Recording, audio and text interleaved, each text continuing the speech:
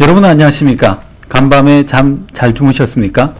카타르에게 월드컵을 뺏긴 그날, 미국 현지에서는 실버라이트 5와 관련되어 있는 발표가 있었습니다.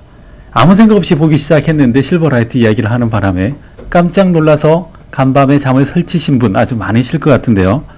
첫 번째로 파이어스타트 행사에서 소개된 내용 중에 실버라이트를 이용해서 그동안 미디어 서비스 많이 보셨죠? 이런 것들을 보셨고요. 그 다음에 SAP와 같은 엔터프라이즈 시나리오가 어떻게 잘 돌아가고 있습니다 까지 얘기하고 나서 갑자기 실버라이트 5와 관련되어 있는 얘기를 했습니다. 실버라이트 5 어떤 내용들이 달라졌을까요?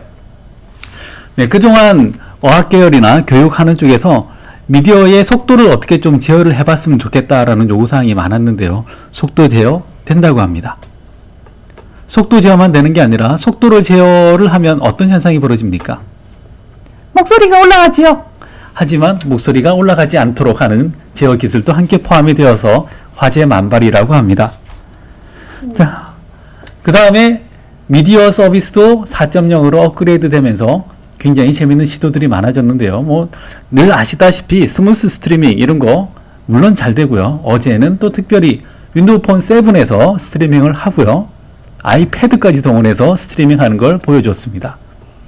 바야흐로 함께 사는 시대가 되었나 봅니다.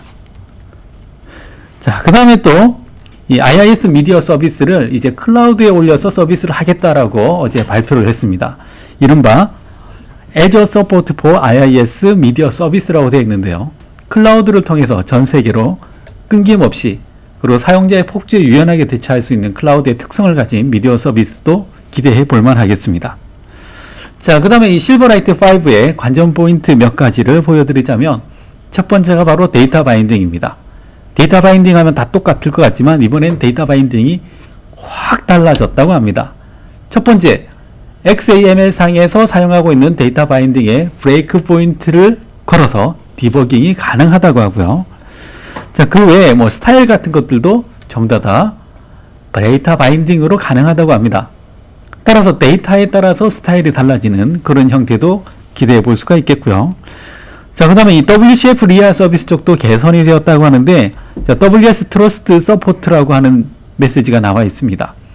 여러분들이 지금 쓰고 있는 웹 서비스는 아주 심플한 심플 웹 서비스 SOAP 기반일 텐데요. 그 뒤에 추가로 나온 표준 중에 WS 트러스트라고 해서 통신이 확실하게 신뢰가 보장되는 방식이 표준으로 지정이 되어 있는데요. WS 트러스트를 통해서 신뢰성 있는 채널이 확보가 가능하다라고 합니다. 자, 그 다음에 MVVM 모델에 대해서 굉장히 친근하게 많이 바뀌었다라고 이야기를 하고 있고요. 다음에 WCF 하면 개발자들은 다 아시다시피 엔드포인트가 제일 중요하죠. 엔드포인트 ABC. 이 엔드포인트 중에서 윈도우즈 에저를 지원하기 위한 엔드포인트도 추가가 되었다고 합니다. 텍스트와 프린팅 기능도 주저없이 개선이 되었다고 하고요. 다음에 실버라이트에서 피벗이라고 하는 기능이 있죠. 객체 리스트를 가지고 이렇게 훅 모았다가 하는 것들이 있었는데 피벗 기능이 기본 런타임에 포함되었다고 합니다. 도대체 얼마나 현란해질지 기대가 큽니다. 그래픽과 관련해서도 이제는 거의 풀 3D와 관련되어 있는 기능이 포함됐다고 합니다. 실버라이트 3에서 사람들을 놀라게 했던 퍼셉티브 3D, 그렇죠? 3D 비스무리한 게 추가가 됐었는데요. 실버라이트 5에서는 풀 3D와 관련되어 있는 영상이 소개됐습니다. 스캇 9의 렌더링 3D가 나왔는데요. 그냥 나온 게 아니라 스캇 9의 상징인 빨간 티를 벗기기도 하고요. 근육을 빼기도 하고 뼈만 보여주기도 하는 엽기적인 행각도 함께 보실 수가 있다고 합니다. 자세한 내용은 관련 사이트에서 다시 보기를 보시면 엽기적인 하지만 꽤 생각보다는 멋있는 스캇 9의 알몸을 보실 수가 있을 것 같습니다. 아웃 오브 브라우저 기능이 강조되었습니다. 아웃 오브 브라우저에서 멀티 윈도우가 된다고 합니다. 하나만 떠 있는 게 아니라 그 위에 창을 여러 개를 띄울 수가 있다고 하는데요. 이로써 실버라이트가 단순히 웹 플랫폼이 아니라 데스크탑용 프로그램으로서도 좀 더 안정적인 모양새를 갖출 수 있다.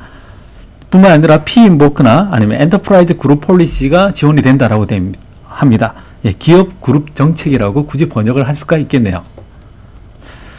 자, 그 다음에 툴 쪽에서도 많은 변화가 있었는데요. 툴 쪽에서 보통 우리가 ASP.NET에 그런 기능이 있었죠. 화면을 이렇게 꾹꾹꾹 누르면서 한번 시연하고 나면 그 시나리오를 그대로 반복하면서 자동으로 테스트해주는 툴이 있었는데요. 마찬가지로 이 실버라이트에서도 자동으로 UI를 테스트해주는 툴이 이번에 포함되었다고 합니다. 다양한 시나리오를 테스트해보는 데 굉장히 큰 도움이 될 것 같고요. 그 다음에 이 실버라이트를 프로파일링 할 수 있는 툴에서도 메모리, CPU, 그리고 스레드 같은 내용들을 프로파일링 할 수 있는 기능들이 강화되었다고 합니다. 마지막으로 실버라이트 5의 스케줄에 대해서 언급이 되었습니다. 내부적으로는 어느 정도 이야기가 있었지만 과연 가능할까라고 생각했는데 그대로 릴리즈 될 것 같습니다. 내년 봄에 실버라이트 5 베타 버전이 나올 거고요. 내년 중에 실버라이트 5가 나온답니다.